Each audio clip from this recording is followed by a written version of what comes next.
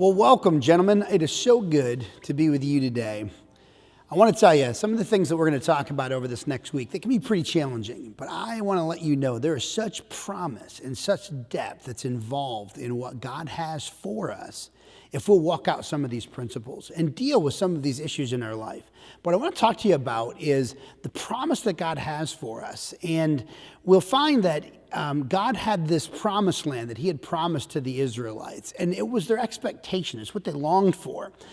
He had delivered them out of Egypt and out of that captivity, and he had this place that he wanted them to be. And in the same way, Jesus has delivered us from the curse of sin, and he has this place that he longs for us to live in, this land of promise, if you will.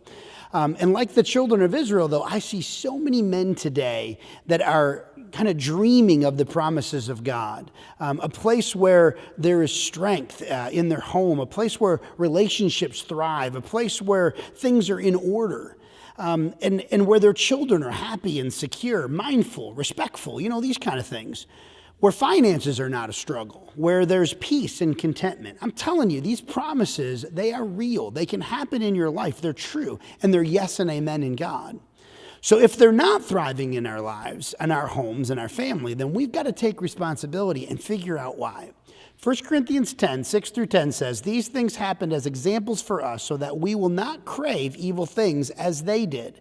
So do not be idolaters as some of them were, as it is written, the people sat down to eat and drink and rose up to play. And let us not be immoral as some of them were. And 23,000 died in a single day. And let us not put Christ to the test as some of them did and were destroyed by snakes. And do not complain as some of them did and were killed by the destroying angel."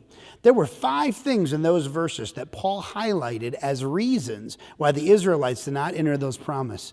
And the truth is, those same 5 things are the things that can be hindering us from entering into our promised land. Remember, Paul said they were an example. And if you can identify those 5 things, which if you were quick and put your head to it, there were 5 of them. There was lust, there was idolatry, there was immorality or fornication, there was testing or tempting Christ, and then there was complaining or murmuring.